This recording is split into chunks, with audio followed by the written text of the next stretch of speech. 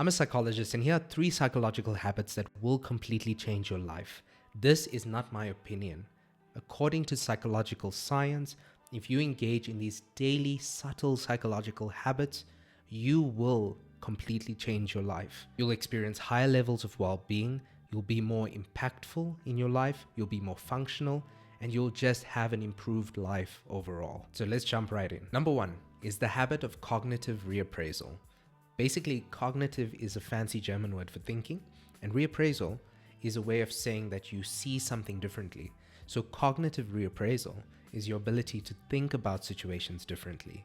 So to get into the habit of cognitive reappraisal is to get into the habit of seeing things in your life, the things that happen to you, the people in your life, the situations, the challenges. It's to be able to practice seeing those things in a more helpful and realistic and accurate manner. And this habit alone can completely change your life, because when we change the way we see things, our life changes. Wayne Dyer put it this way. He said, when you change the way you look at things, the things you look at change. What we think, we become. And so you have to be very careful about how you're thinking about things, because it's not just about what happens to you, it's about how you're perceiving what happens to you. Take this powerful example from my own life. When I first started going to the gym, when I first got that gym membership, when I had entered university and I decided, you know what, let me try to change my health, change my body, let me try to work on those aspects of myself. When I used to look in the mirror at the dressing room at the gym, I'd get there, I'd look at the mirror, and then I'd look at my body and I'd think, this isn't the way I want my body to be. And so when I looked in the mirror, the way that I was thinking about myself at the gym through that mirror was, I'm not where I want to be. And this oftentimes demotivated me. When I would look at myself in the mirror, sometimes I'd feel quite down about that situation, and then I might feel a bit hopeless, and then I become less likely to go to the gym, because all I'm thinking is, oh man, I'm not where I should be. I would also compare myself to others in the gym. I'd look at someone and I'd think, wow, that person has more muscle or less body fat. So I'd become very visually focused, and I'd compare myself, and that was the frame I was putting around being at the gym. And then one day going to the gym, I realized that as I looked at the mirror, I realized that, hey, I'm at the gym. I'm here. Me looking at myself in the mirror means I am doing what I need to do to be able to get healthier, to be able to improve my body, to be able to improve this domain of my life. That is what this means. So that's how I started thinking about the fact that I was at the gym. I didn't think about it as, I'm here because I kind of suck and I'm not where I should be. I realized that I could think about it differently. I could think about it. I could cognitively reappraise the situation to say, man, well done. I'm looking at a mirror in a gym, which means I'm here. I'm here early in the morning while a lot of people are still asleep. I'm here and I'm doing what I need to do for my health. And that cognitive reappraisal made all the difference in terms of motivating me, in terms of making me happier, and in terms of improving my life in general. So here's some action steps you need to take to be able to cognitively reappraise and to get into the habit of thinking about things in a more helpful way. The first step is to identify any negative event that triggers a negative feeling. Whatever it is, you just be very aware about when something happens and then you have a negative reaction to it or a negative feeling, just like I had at the gym. Once you've identified that negative event and the negative emotion that arises, you want to then identify the negative interpretation. How are you interpreting the situation in a negative way? How are you thinking about it in a negative way? What is that negative thought exactly? And then once you have that negative thought, that's when you get to the reappraising part. That's when you get to thinking about it differently, because you can't think about it differently until you know what you're initially thinking about. So then once you do have that negative thought, in my situation, it was being at the gym means I suck or I'm not as good as other people. Once I had that negative thought, I could then replace it. And that's the third step. That's where you actually find a replacement thought. But the key here is that it has to be something that you believe in. It has to be something that you think is true. It doesn't help finding a replacement thought that you don't believe is true. Like, for example, I did believe that being at the gym was a good thing and that I was working toward the state of the health that I wanted. So I could believe in that. And I believed that it was accurate and true. And so that replacement thought was easy to replace the other thought with. And that's what allowed me to cognitively reappraise. So those are the steps you want to take in your life to practice this habit on a daily basis. Identify the negative event and negative emotion. Identify the negative thought that's underlying that. And find a replacement thought that's true but more helpful. Habit number 2 to completely change your life is getting into the habit of values-based living. So most of us are in the habit of goals-based living, meaning that when we wake up in the morning, we're usually aware of the goals that we're trying to achieve, what we want for the day, and then we're trying to move toward those goals. Most of us try to move toward the goals that we have in mind, whether they're big or small. That's how most of us operate on a daily basis. The problem with only relying on goals-based living is that oftentimes if you're far away from your goal, you can feel really demotivated because you're looking at the end point and you're noticing how far away you are from that. So oftentimes it can be demotivating. It doesn't charge us up to tackle life because we realize that we're very far off from where we should be. The other problem with goals-based living is even if you're not demotivated, even if you're totally motivated and you finally achieve that goal, oftentimes we can fall into a bit of slump because we're so used to the pursuit of the goal. We're so used to the chase. We've been living off that dopamine. And so once that's removed, we can fall into a bit of a slump or a bit of a rut where our life starts to feel a bit meaningless, or even achieving the goal itself can feel a bit meaningless. There's this interesting phenomenon to prove this. It's called postgraduate depression. It's basically this phenomenon that happens where someone has been studying for a long time and they imagine that once they get their degree, they'll be really happy and really fulfilled. But they find that when they do get the degree, when they do graduate, they often fall into a bit of a slump. Their mood lowers. They start to feel a bit depressed. And that's because they no longer have that goal that they were working toward, or that goal isn't everything that it promised to be. So you see, there's problems with just living for goals. We need something more. And that something more is values-based living. It's a really important habit to get into the pattern of living according to your values and not just according to your goal pursuits. So let me explain what that is. Values are basically the ways of being and doing that you want to embody. Your values are how you want to show up in the world. It's not just about what you're pursuing, it's about how you're going to go about pursuing your goals. So these are things like compassion, honesty, perseverance, discipline, courage, those sorts of things. Those are examples of values, but there are many, many more. If you want to understand what values are, you can just type values list and you'll be given a list of words that count as values. Now, the cool thing about values-based living is that the psychological research shows that when people are living in accordance with their values, they have more sustainable motivation compared to just pursuing goals. They have higher levels of well-being compared to those who are just pursuing goals. And they're also more resilient in pursuit of goals compared to those who are pursuing their goals without living in accordance with their values. And apart from that, you also have less stress and anxiety the more you're living in. And apart from that, you also have less stress and anxiety. And apart from that, you also have less stress and anxiety in general.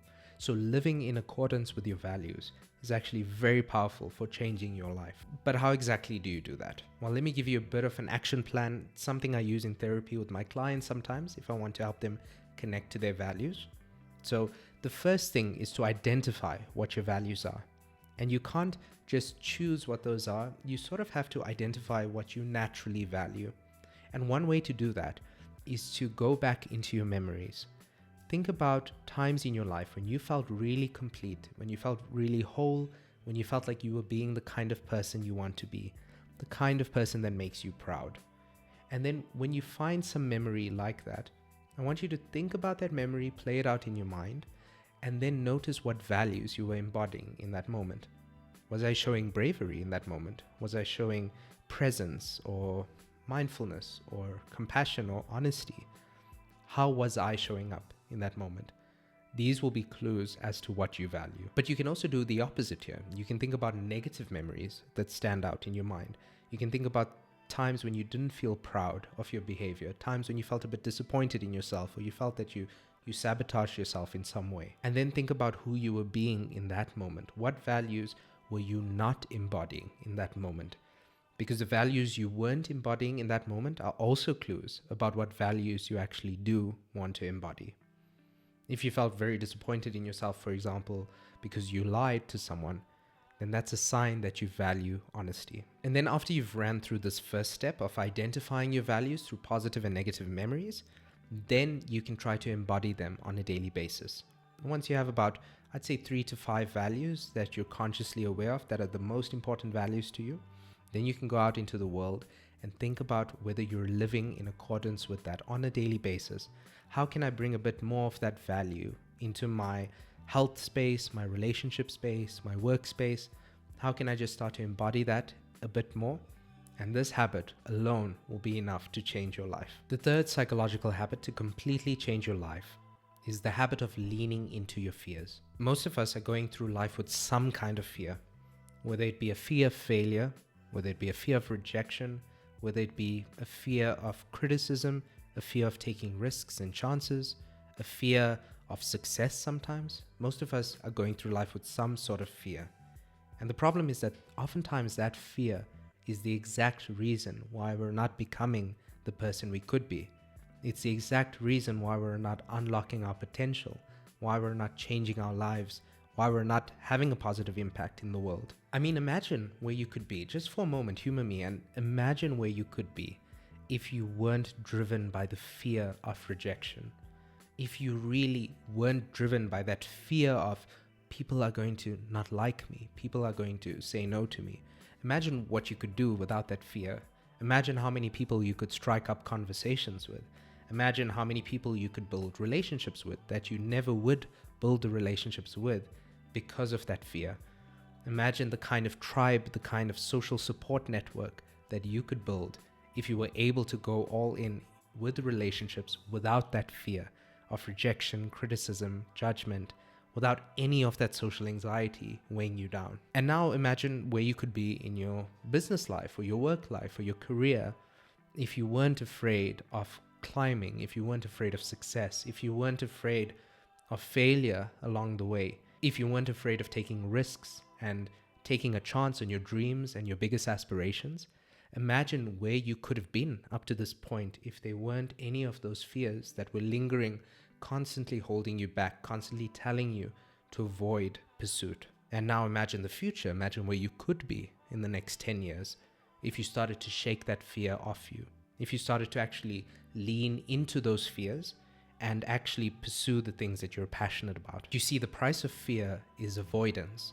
And the price of avoidance is not living the life we could live. And so to overcome fear, we have to overcome avoiding fear.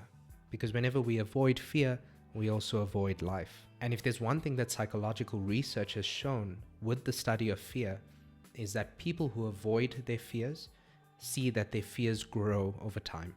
People who expose themselves to their fears, who lean into the fears, those are the people who overcome their fears. I've seen this principle play out in my own life. I remember when I was in primary school, I used to volunteer for these, they're called Eisteddfods, where you get to do some sight reading on stage, or you get to read out a poem, or you get to read out your own poem that you've written.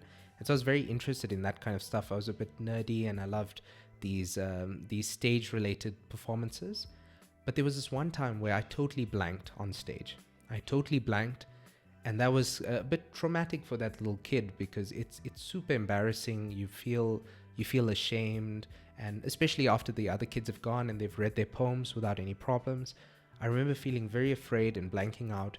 And then afterwards, I didn't want to do any of those stage-related performances. I didn't want to do any public speaking. I didn't want to put myself out there. I was very afraid. And so avoiding putting myself back on stage, avoiding speaking in public, actually made the fear bigger over time because I just came to fear it more and more. Until I got to university and I decided to become a part-time tutor, and I had to tutor a whole class. And in tutoring that class, I had to step forward and I had to engage in public speaking. And I was terrified initially. I was thinking, what if I don't know the answer to the questions that they might ask? What if I blank? What if I don't prepare enough? I had all these fears. But after the first tutorial that I gave, I realized it's actually not that bad. It's not that bad to speak. And then after the second one, I felt even more confident. After the third, I felt really good. And then from there, it's just got better and better. until the point where I became a lecturer. And I mean, now I'm doing this, I'm speaking to a bunch of strangers, and I don't feel an ounce of anxiety within myself. I don't feel even a bit of that initial anxiety that I felt. And so I'm living testament to the fact that if you lean into your fears will subside. So here are some practical action steps to do that. Because when I do it in psychotherapy with clients, so let's say I have a client who comes to therapy to conquer some fear or anxiety, we first identify the fear. So let's say it's a fear of snakes. If they're very afraid of snakes and they want to get over that fear, we'll say, okay, the ultimate fear here would be to hold a live, non-venomous snake. Let's say that's the ultimate fear, to hold a live, non-venomous snake. Now, in order to get there, we need to break that fear down into little steps that you can take. So if that's step 10, what's step 1? Is step 1 just imagining a snake? Perhaps imagining a snake for 5 seconds is step 1.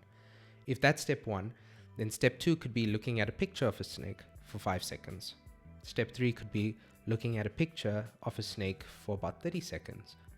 Step 4 could be looking at a real snake behind glass at the zoo. And then we keep going like that. We create this hierarchy that the person can slowly expose themselves to, because we don't want to throw them in the deep end. If someone's afraid of snakes and you throw a snake at them, the fear is going to get worse. So you want to slowly and systematically help the person expose themselves to the fear so that the fear subsides over time and so that you work on overcoming that fear. This is something in therapy called exposure therapy, and it's been shown to be very effective for people with fears. And it's something that you can practice in your own life. You can use this tool from therapy to be able to overcome your fears and change your life in the process.